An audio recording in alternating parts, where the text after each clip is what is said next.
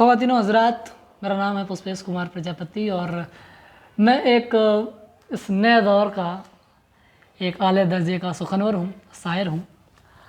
ये सिर्फ मैं ही अपने आप को कहता हूँ, हालांकि कोई ऐसा मौका नहीं मिला है कि लोग ये कह सकें कि मैं भी एक कलाकार हूँ या जो शायरीज़ में लिखता हूँ वो लोगों को पसंद भी आती है। क्योंकि हम उन शहरों से आने वाले लोग हैं जहाँ के स्कूलों में सिर्फ पढ़ाई होती है, कोई ख़ास स्किल पर ध्यान नहीं दिया जाता। खैर, एक सेकेंड यार, कोई शायरी मेरे दिमाग में चल रही थी, मैं भूल गया। क्या ऐसा नहीं हो सकता है कि जो मैं हूँ वही आपके सामने रहूँ?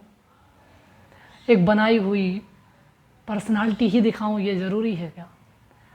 क्या कोई झूठी पर्सनालिटी दिखाना ताकि मैं बहुत अच्छा हूँ, बोलने में बहुत अच्छा हूँ, या कुछ और ऐसा दिखाना ज़रूरी है क्या? नहीं।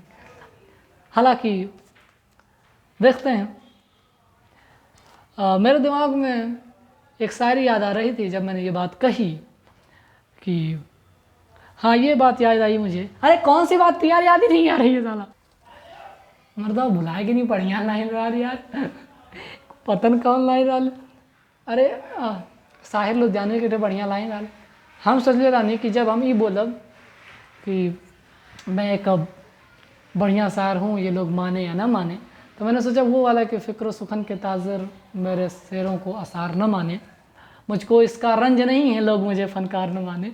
हम ही सोचले रानी कि बोल दे बढ़िया कूल टाइप का लाइन मुझे, लेकिन यार बकवास है पूरा, मतलब बुला पता नहीं कैमरे से डर सा लगता है, ऐसा लगता है मुझे भी, लेकिन खैर थोड़ा सा होता है। ख़वातीन व हज़रात, मेरा नाम है पुष्पेश कुमार प्रजापति, इस नए दौर का आला दर्जे का सुखनवर जो मैं खुद को मानता हूँ, और अगर आप मुझसे कभी मिलेंगे तो जाहिर सी बात है आप भी मानने लगेंगे। हालांकि शेर व शायरी अपने अपने टेस्ट की बात होती है। खैर आप सुनिए, मैंने कुछ लिखा था कि तुम मेरे, ये तब मैंने लिखा था जब मैं तहज़ीब हफ़ी को सुन रहा था, उनके बोलने का अंदाज़ कुछ ऐसा ही है, तो ऐसे ही कुछ अंदाज़ उनका था, तो मैंने सुना। तो क्या होता है ना, सुनने के बाद आदमी वो वाले शेर याद आता है तो आदमी बोलता है। तो मैं भी ऐसा ही कुछ बोलने की कोशिश कर रहा था, तो मैंने सोचा कि कुछ ऐसा लिखा जाए जैसे अंदाज में वो लिखते हैं। हालांकि मैं हिंदी का हूँ, हिंदी भाषी हूँ, और हिंदी की ही शायरी मैंने लिखी है, और जहाँ तक आपको पता हो तो हिंदी की उतनी ज़्यादा खास उर्दू की महफ़िलें होती हैं, और उसमें हिंदी का उतना अच्छा दर्जा नहीं है जो कि होना चाहिए। क्योंकि आसान कोई तो था याद, जानिसार अख्तर ने ये कहा था कि जानिसार अख्तर जी ने कहा था कि मुश्किल लिखना बहुत आसान है और आसान लिखना बहुत मुश्किल। इसीलिए अगर आप जानिसार अख्तर जी का कोई भी कलाम पढ़ेंगे तो वो देखेंगे कि हिंदी में लिखा हुआ है और बहुत साफ भाषा में लिखा हुआ है। और ये बहुत सही बात है कि वो भाषा जो आप बोलते हैं, जैसे भोजपुरी हमन के बोलल जाले, तो वही भाषा में केहू ऐसन बात कह दे जौन मर्दवा छू जाए एकदम दिल के, तब न कहा कि हाँ ये आदमी ऐसा कुछ लिख डाला। हम लोग सिर्फ वजन नहीं डाल सकते हैं भारी शब्दों का कि जो चीज़ें समझ में नहीं आई, सिर्फ वही चीज़ें ही बहुत बेहतर हो सकती हैं। वो चीज़ इसमें एक तो ये है कि वो सस्ती नहीं होनी चाहिए। एक इस चीज़ से भी आपको बचना है। जब आप हिंदी की शायरी कह रहे होते हैं तो उसमें इस चीज़ से बचना होता है कि कहीं ये फूहड़ ना हो जाए, कहीं ऐसा ना हो जाए कि लगे कि किसी नौसिखिए ने लिखा है, या सारे शब्द तो सुने हुए हैं, तो कहीं ऐसा हर एक चीज़ उसमें अदा डालनी होती है। तो बहुत एक अच्छी रेसिपी तैयार करना हिंदी शब्द से बहुत कठिन होता है। और तो ये बात मुझे बाद में समझ में आई, एक साल जब मैंने सुना था ये बात कि आसान लिखना बहुत कठिन है और कठिन लिखना बहुत आसान, तब मुझे ये बात नहीं समझ में आई थी। तब मैं उर्दू सीख रहा था और वही शायरीज़ भी पढ़ता था, उनके शब्द सीखता था, उन्हें समझने की भी कोशिश करता था। लेकिन बाद में मेरे समझ में आया कि हिंदी में भी लिखा जा सकता है। और तब मैंने प्योर हिंदी में जो लिखने की कुछ कोशिशें की हैं, उसमें से एक सुनाता हूँ कि तुम मेरे पास होती तो इससे बेहतर क्या था, तुम मेरे पास होती तो इससे बेहतर क्या था, तुम्हारे हाथ में था तो पत्थर क्या था, तुम मेरे पास होती तो इससे बेहतर क्या था, तुम्हारे हाथ में था तो पत्थर क्या था। अब भाई जब तुम्हारे हाथ में है तो पत्थर हो या खंजर हो, दोनों फूल ही हैं। बस वही कि तुम्हारे हाथ में था तो पत्थर क्या था, और मैं क्या से क्या हो गया हूँ। मैं क्या से क्या हो गया हूँ, आखिर मेरा मुकद्दर क्या था। मैं क्या से क्या हो गया हूँ, आखिर मेरा मुकद्दर क्या था। वो तो चंद लोग थे हमारे बीच में। तुम्हें क्या लगता है, वो तो चंद लोग थे हमारे बीच में, वो तो चंद लोग थे हमारे बीच में, वरना मेरे आगे सिकंदर क्या था। वो तो चंद लोग थे हमारे बीच में, वरना मेरे आगे सिकंदर क्या था। मैंने मेरे आंसू संभाल रखे थे।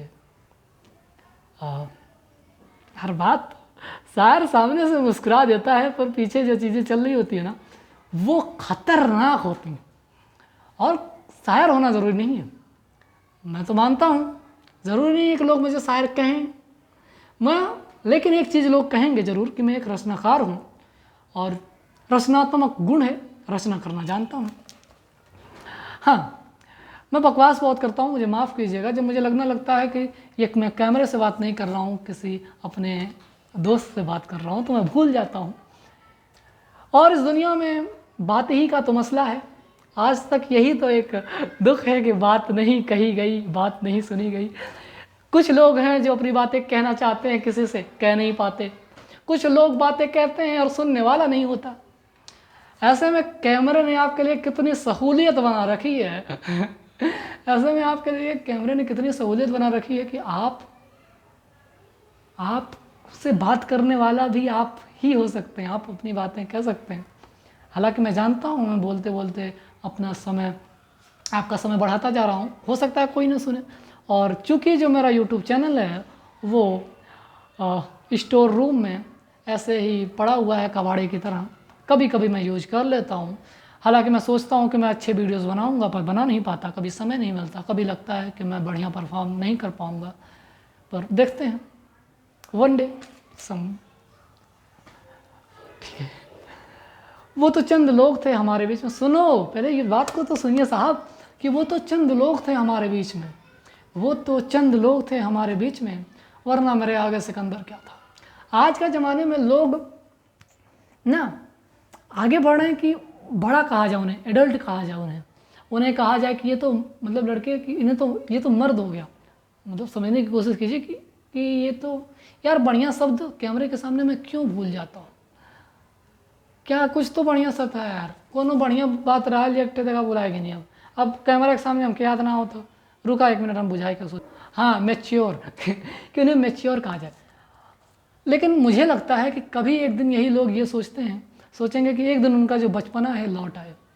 शायद मुझ में भी वो बचपना अभी ज़िंदा है, और ट्रूली स्पीकिंग कहीं मर रहा है, कहीं वो जो बचपना है वो मर रहा है। और मैं जब छोटा था ना तो मैं सोचता था कि बचपना मरने नहीं दूंगा।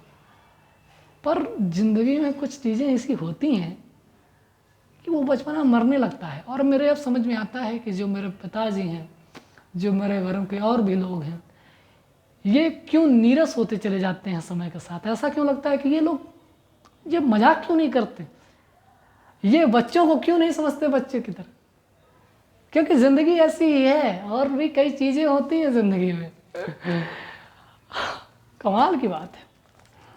आप जैसे जैसे आगे बढ़ेंगे ना, आपने जिन जिन लोगों पे उंगलियां उठाई हैं उनसे रिलेट करने लगेंगे। वाह तो हाँ, मैंने क्या लिखा था कि मैंने मेरे आंसू, आगे सुनिएगा, कि मैंने मेरे आंसू संभाल रखे थे।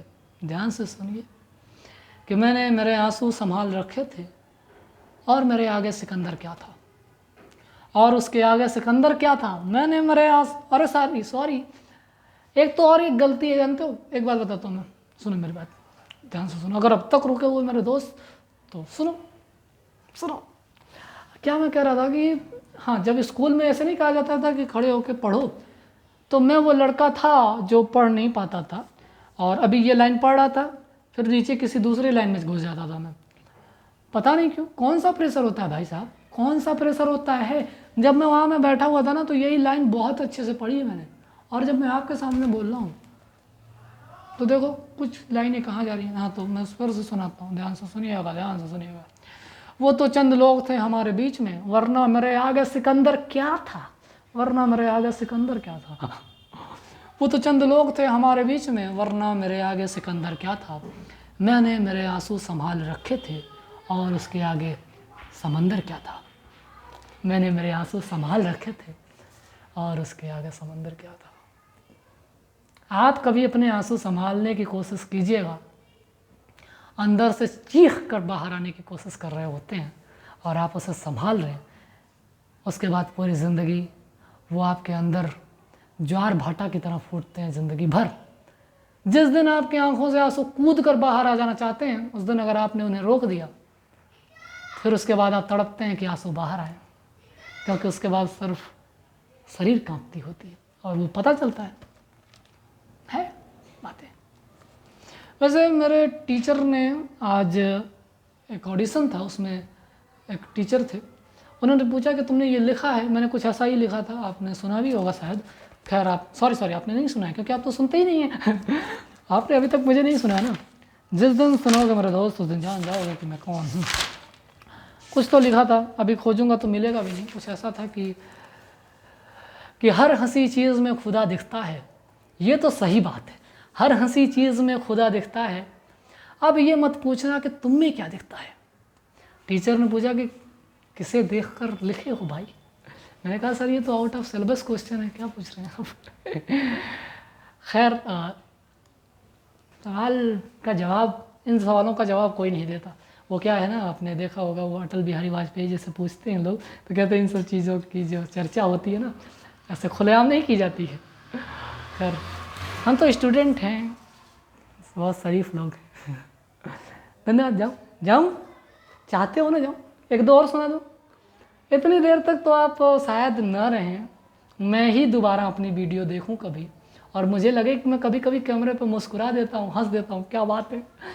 कभी कभी मुझे लगता है कि मैं कितना हैंडसम लगता हूँ, कभी कभी लगता है कि यार कैसी शक्ल है मेरी, पर ऐसा ही हूँ मैं, ऐसा हूँ। ऐसे बहुत से लोग हैं। मुझे पहले लगता था कि जैसा मैं हूँ मुझसे बहुत बेहतर लोग होंगे या मुझसे बदतर लोग होंगे, पर जब मैं बाहर निकला तो मुझे लगा कि लोग ऐसे ही हैं, सबकी ज़िंदगियाँ एक से जुड़ी हुई हैं। और किसी शायर ने कुछ ऐसा लिखा भी था कि हम सब तो एक ही हैं, एक ही दुख झेल रहे हैं, क्यों ना हो मिल के झेलते हैं, क्यों ना हो जुड़ के रहते हैं। ऐसा होता है, ऐसे ही है। इसलिए आप अब तक, अगर आप, तो मुझे नहीं पता कि आप अब तक रुके हैं या नहीं, और मुझे तो लगता है आप कोई नहीं देखने वाला, बट ठीक है सुनाऊंगा मैं आज ये पगली जी भर के नाचेगी। मैं ठीक है आपको सुनाता हूँ दो चार पंक्तियाँ। वैसे मैं बहुत हैंडसम हूँ, मुझे ऐसा लगता है, मैं मानता भी हूँ, पर जैसे जैसे उम्र बीत रही है दो चार बाल भी झड़ने लगे हैं। डर लगता है यार, ये कोई उम्र है क्या बाल झड़ने की। बाल झड़ रहे हैं, अभी कल कैसे चोट लगी, इतना बड़ा गुम्बा निकल आया है, समझ नहीं आता। और एक और चीज़ है, माथे पे कभी कभी लाइन बन जाती, देखो ये कैसा बेकार, बढ़िया अच्छी खासी जवान वगैरह भी तो है, खूबसूरत हूँ मैं अभी। ठीक है आगे चलते हैं। ऐसा मैं ही मानता हूँ, और लोग तो नहीं मानते, खुद का मानना ही ज़रूरी। अच्छा सॉरी आपको परेशान कर रहा हूँ, दूसरा सुनाता हूँ मैं। रुकिए मैं आपको सुनाऊँगा जरूर, मैं आपको सुनाना चाहता हूँ। सुनिए। हम यूं तेरे गम से दरबदर हो गए, हम यूं तेरे गम से दरबदर हो गए, आंसू जो आँख से निकले जहर हो गए। हम यूं तेरे गम से दरबदर हो गए, आंसू जो आँख से निकले जहर हो गए। रखते थे खबर हर पल की कभी हम, रखते थे खबर हर पल की कभी हम, आज हर खबर से बेखबर हो गए। हिंदी है सब कुछ, एकदम बिल्कुल हिंदी, प्योर हिंदी।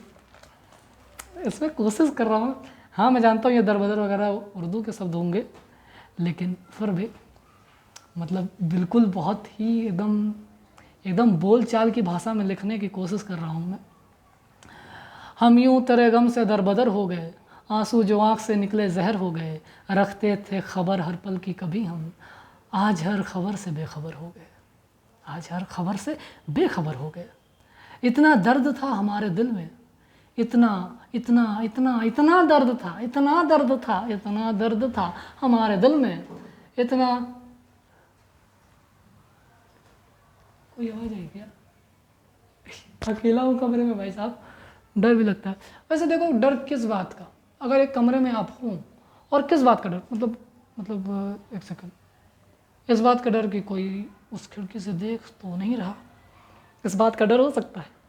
लेकिन ये वाली बात कोई डरने वाली तो है नहीं कि अगर मैं यहाँ पे हूँ और कोई खिड़की से अपने आप खुल जाए या कोई बर्तन नीचे गिर जाए या कुर्सी इधर से उधर हो जाए, उस बात से इतना डर नहीं लगता। क्योंकि भाई साहब मैं तो ये मेज़ भी उठा सकता हूँ, किसी ने कुर्सी हिला भी दी तो फिर कुर्सी तो हिलाई। अरे भाई साहब अपने घर में मैं बहुत बड़े बड़े काम करता हूँ, सारे काम मैं तो मेज़ उठा सकता हूँ, मैं तो बहुत कुछ कर सकता हूँ, नहीं तो सोफ़ा उठा सकता हूँ, मैं तो उठाकर फेंक भी सकता हूँ। तो जो भी होगा वो मुझसे ताकतवर तो नहीं होगा, लेकिन लोग इस बात से डरते हैं कि कौन है वो जो दिखता नहीं, जो नहीं। अरे भैया आवाज़ आ रही है यार, एक आवाज़ आ रही है, डरो मत, कोई बात नहीं। वहाँ एक कबूतर है, मुझसे बहुत प्यार करती है, वहाँ अंडे देकर रहती है और मैं परेशान नहीं करना चाहता उसे। जानवर है, और ये तो बहुत अच्छी बात है कि जानवर आपसे प्रेम करके आप ही के पास रह रहे हो, उससे एक अच्छी बात होती है। आप अगर अच्छे हृदय वाले लोग हैं तो आपने देखा होगा कि जो जानवर है ना आपके ऊपर जल्दी अटैक नहीं करेंगे, और ये अच्छी बात होती है। आप घर जाकर देखिए, आपके गाय गोरू भैंस ये सब जो आपने रखे होंगे, आपको 1 साल 2 साल 3 साल बाद भी पहचान लेते हैं। कमाल की बात होती है आपके। मैं पहले ना एक और बात बताता हूँ, पता नहीं क्यों मुझे बहस करनी, बातें करनी अच्छी लगती है। जैसे बहस तो नहीं कर सकता, बातें करनी अच्छी लग रही हैं तो करते हैं। एक और बात है, जब ना मैं छोटा था तो मैं इस बात से डरता था, सुबह मैं टहलने के लिए निकलना चाहता था। आज मेरे भाषा में एक ऐसी ही लर्जिश है और इसी लहजे के साथ मैं बात करना चाहता हूँ। तो मैं आपसे ये कहना चाहता था कि जब मैं छोटा हुआ करता था बचपन में, तो मेरे गली के जो कुत्ते होते थे मैं उनसे बहुत डरता था, बहुत। क्यों? क्योंकि मुझे सुबह उठ के टहलने जाना होता था, या मैंने दोस्त से कोई वादा कर रखा था कि चलो 4 बजे आज से टहलने निकलेंगे, और कुत्ते भौंकते थे, उनसे डर लगता था। कोई बुलेट वाले चाचा गए हैं तो पटाखा फोड़ते हुए तो बहुत डर लगता था उनसे। लेकिन आज हालात ये हैं कि वो कुत्ते यार दूसरों पर भौंकते हैं, हमसे इतना प्यार करते हैं भाई साहब, जाते हैं सिर्फ ऐसे देखते हैं कि हाँ ये तो अपना आदमी है, जाने दो बल्कि हमें डर नहीं लगता। अगर अंधेरा है, पूरी गली में लाइट वाइट चली गई, कुत्ता साथ में है तो डर ही नहीं लगता है। अगर आप उस गली के उस मोड़ पे आ गए हैं जहाँ पे आपके गली के कुत्ते हैं, तो लगता है अपने लोगों के बीच में आ गए लगता है अपने लोगों के बीच में आ गए, ये तो जानने पहचानने वाले लोग हैं भाई साहब। वाह, ये भी एक बढ़िया मेरा ऑब्जर्वेशन है, बस बता रहा था ऐसे ही, आपको शायद अच्छा लगा हो। ठीक है, मैं सुनाता हूँ कहाँ पे था मैं। इतना दर्द था हमारे दिल में, इतना इतना इतना दर्द था हमारे दिल में, हम मर गए, हमारे दर्द अमर हो गए। सॉरी, मैं थोड़ा सा फ्लो तोड़ गया, फिर सुनाता हूँ, सुन लो यार, कहाँ जा रहे हो, सुनो। हम यूं तेरे गम से दरबदर हो गए, आंसू जो आँख से निकले जहर हो गए, रखते थे खबर हर पल की कभी हम, आज हर खबर से बेखबर हो गए। इतना दर्द था हमारे दिल में, हम मर गए, हमारे दर्द अमर हो गए। तुम्हारे गम के आगे जाना, तुम्हारे गम के आगे जाना, तुम्हारे गम के आगे जाना, दुनिया के गम बेअसर हो गए। जो गम तुमने दिए उसके आगे हर गम बेअसर हो गया। तो भाई तुम्हारे गम के आगे जाना, दुनिया के गम बेअसर हो गए। एक शख्स के चले जाने से, एक शख्स के चले जाने से कई रिश्ते इधर से उधर हो गए। देखो मेरी उम्र 18, 19, 20 साल होगी, बहुत डेट ऑफ बर्थ देख के बता सकता हूँ, लेकिन मेच्योर्ड शायरी तो होगी, आपको लगता होगा, अगर हो तो बताइएगा। पर अभी तक किसी ने खास ऐसा कोई मौका नहीं मिला कि मैं लोगों से मिल के ऐसे बात कर पाऊँ कि बताऊँ कि मैं ये शायरी मैंने लिखी है। मेरे घर में जो लोग हैं वो कुछ खास इन सब चीज़ों से तवज्जो नहीं रखते हैं, पता नहीं क्यों, ईश्वर की मर्जी रही होगी कि मैं लिख सकूं। और इसी के साथ एक लाइन याद आ रही है जो मैं आने वाले समय में लोगों से बहुत बोलने वाला हूं जब मैं मिलूंगा। आज मैं अपने इस एक वीडियो में बता रहा हूं कि आपको कुछ करना है जीवन में, ठीक, आप करना चाहते हैं, बस ये सोच लीजिए, बस सोच लीजिए कि हाँ मैं ये करना चाहता हूँ, उसके बाद आप भी शायद ना रोक पाएँ अपने आप को। आज के 4 से 5 साल पहले मैंने कुछ नहीं लिखा था, लिखना चाहता था, बहुत लिखना चाहता था। जो लोग शायरी लिखना चाहते हैं और नहीं लिख पाते हैं वो सोचते होंगे कि ऐसा कैसे लिख दूं, किसी के सुन के कि ऐसा कैसे लिखा जा सकता है, और मैं यही सोचता था, मैं लिख नहीं पाता था। लेकिन मैंने सोचा कि एक दिन तो लिखूँगा बढ़िया बढ़िया, और मैं मानता हूँ कि अभी भी बहुत बेहतर मैं नहीं लिखता, जानता हूँ। लोगों के हिसाब पे है, अगर आप मेरे इमोशन से आपके इमोशंस मिल जाएंगे तो आपको लगेगा वाह, दुनिया के हर एक चीज़ जो सिंगिंग है, डांसिंग है, हर चीज़ में लोग अपने इमोशंस ढूंढ रहे हैं। वही बात है कि किसी को अपनी बात पर मतलब हर किसी को अपनी ही किसी बात पर रोना आया, हर कोई हर चीज़ में अपनी ही कोई बात ढूंढ रहा होता है, और जहाँ अपनी बात अपनी वाइब मिल जाती है वहाँ लगता है कि बस यहाँ तो हम हैं। आदमी अपने अस्तित्व के प्रमाण ढूंढ रहा होता है। वैसे तो कोई बहुत बड़ी बात मैंने कह दी होगी जिसका अभी मुझे अर्थ नहीं पता, सॉरी, ठीक है। तो ऐसा ही होता है। तो अभी तो मैंने शायद बढ़िया कहा होगा, आपने सुना होगा। हालांकि मैंने जितनी बहस करी आप शायरी न भूल गए होंगे मैंने क्या सुनाया था। एक दो और सुनाओ, 20 मिनट हो गए। 20 मिनट से कोई नहीं चलने वाला, पर मेरे यूट्यूब चैनल 20 मिनट तक तो शायद कोई सुनने वाला नहीं, पर मेरे यूट्यूब चैनल पर वैसे भी कोई नहीं आता। मैं ही कभी कभी घूम कर देख लेता हूँ अपने पुराने वीडियोस, अपना पुराना चेहरा, अपने बोलने का तरीका, और फिर कभी कभी बंद कर, फिर उसके बाद महीनों बंद रखता हूँ, फिर कभी ऑन करता हूँ। पता नहीं लोगों को किस बात का डर है, मेरे जैसे लोगों को, कि अगर वो कैमरे के सामने लोगों को कुछ बोलेंगे तो लोग उनके बारे में क्या सोचेंगे। ये तो अजीब है थोड़ा सा। और कोई सुनाता हूँ। वैसे कई दिनों से ना, एक लंबे समय से, कल मेरे टीचर ने मुझसे कहा ऑडिशन के समय कि यार तुम जो लिख रहे हो वो थोड़ा मायूसी टाइप का, सैड है। और मैं ये सोच के पूरा भौचक्का हो गया, यार सच में एक लंबे समय से मैंने किसी की खूबसूरती पर कुछ नहीं कहा, कुछ ऐसा चांद से कोई महबूबा कंपेयर नहीं की मैंने, कुछ कोई रंग नहीं देखे मैंने किसी रंग पर नहीं कुछ कहा, कुछ भी ऐसा नहीं कहा। और मुझे बड़ा अजीब लगा कि क्यों ऐसा हो गया हूँ मैं। और ये थोड़ी सी दुख की बात है, ऐसे ही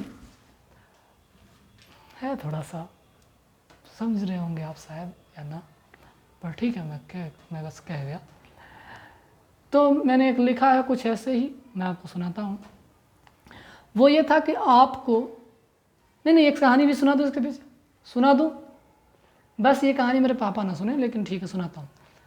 कुछ दिन पहले मैंने मेरे सामने से, मैं स्कूल में जैसे जब छुट्टी होती है ना, तो ऐसे छुट्टी नहीं, जब लंच होता है, लंच भी नहीं कहते हैं, जब ब्रेक होता है, ब्रेक अच्छा शब्द है, जब ब्रेक हुआ 15 मिनट का, तो मैं ऐसे खड़ा था, ऐसे ही खड़ा था। तो मेरे सामने से ऐसे एक लड़की गई, कुछ और लड़कियां ग्रुप में, ठीक। तो मैं ऐसे देखा, फिर ऐसे मुड़ा तो मेरा एक दोस्त था, वो मुझे देखकर मुस्कुरा दिया, तो मैं भी मुस्कुरा दिया। पर सुंदर लड़की थी। कहने का मतलब ये है कि सादगी ही से बड़ी सुंदरता नहीं होती। और हम पता नहीं कैसे लोग हैं, सादगी में सुंदरता ढूंढते रहते हैं। और जब सादगी में आपको सुंदरता दिख जाए ना, कि मतलब एक लाइट पड़ रही है डिम सी, एक लड़का पीले टी शर्ट में खड़ा है, बहुत नॉर्मल सा, भले 2 दिन से ना नहाया हो, लेकिन जब हंस रहा है तो तो सामने वाले के चेहरे पे, तो ये सादगी की सुंदरता है, ये सादगी की सुंदरता है। अपनी भाषा में बस बोल रहा है, थोड़े दांत भी टेढ़े मेढ़े हैं उसके, लेकिन यही तो सादगी की सुंदरता है। तो तब मुझे लगा कि अगर कभी ऐसी लड़की से मिलना हुआ और मुझे कोई दिखावा करना ना हुआ, मैं सिर्फ वो बोलूं जो मैं चाहता हूं बोलना, तो उससे क्या कहूँगा। बस इतना मैंने सोचा। उसके बाद तो मैं अंदर आके बैठ गया, ज़्यादा कुछ नहीं। बस उसके बाद मैंने लिखा, और वही लिखा हूँ, वही मैं आपको सुनाता हूँ। 15 दिन पहले लिखा था कि आपको देखकर ऐसा लगता है, आपको देखकर ऐसा लगता है जैसे हर सपना सच्चा लगता है। सपने कहाँ सच्चे होते हैं भाई साहब, लेकिन हर सपना सच्चा लगता है कि हाँ, वो चीज़ें जो सिर्फ हमने सपने में देखी है वो भी यहाँ पे हो सकती है। तो यही कि आपको देखकर ऐसा लगता है जैसे हर सपना सच्चा लगता है। हमें अपने मुकद्दर पर इतना भरोसा नहीं था, आपका होना हमें धोखा लगता है, आपका होना हमें धोखा लगता है। आप भी किसी को चाहते होंगे, आप भी तो किसी को चाहते होंगे, मुझे पूछना था उसे कैसा लगता है ना। ये बात मज़ेदार है ना। आपके भी मन में कभी न कभी ये बात आई होगी, मैंने लिख दी। आप भी तो किसी को चाहते होंगे, मुझे पूछना था उसे कैसा लगता था। ये ऐसा ही कुछ लिखा था जॉन एलिया साहब ने कि कितने ऐश उड़ाते होंगे, कितने इतराते होंगे, जाने कैसे लोग वो होंगे जो उसको भाते होंगे। यारों, ये लाइन कितनी खूबसूरत है यार। यारों कुछ तो हाल सुनाओ उसकी कयामत बाहों का, यारों कुछ तो हाल सुनाओ उसकी कयामत बाहों का, जो सिमटते होंगे उनमें वो तो मर जाते होंगे। मैं भी बच्चा हूँ, मुझे ये वाला शेर नहीं पढ़ना चाहिए था, पर मैंने पढ़ दिया। ठीक है, सुना दिया हालांकि। हाँ, आपका होना हमें धोखा लगता है, आप भी तो किसी को चाहते होंगे, मुझे पूछना था उसे कैसा लगता है। जहाँ हो रौनक गुल खुशबू और अदा, जहाँ हो रौनक गुल खुशबू और अदा, हूबहू आपका चेहरा लगता है। धन्यवाद ताली बजाने के लिए। अब बजा रहे हो। ठीक है, तो कुछ ऐसा ही मैंने लिखा था। अभी यार बहुत दिनों से ना, एक समय हुआ करता था, मैं सो के उठता था तब शायरी लिखता था, सोने से पहले लिख दिया जाता था बातों बातों पे, क्योंकि शायद लोग कुछ लोगों को मैं सुना देता था, और अभी मैं सुनाता नहीं लोगों को। और शायद ये नीरसता क्यों आ रही है यार, कभी कभी लगता है कितना नीरस होता जा रहा हूँ मैं। शायद ये है कि मैं चाहता था लोगों को हंसाना, और अब तो वक्त बीत जाता खुद हंसे हुए, पता नहीं। खैर, एक दिन फिर महफिल जमाएंगे, क्योंकि अब तो कलाकार हैं भाई, हर कहानी में नायक बन जाना हमारा पेशा है।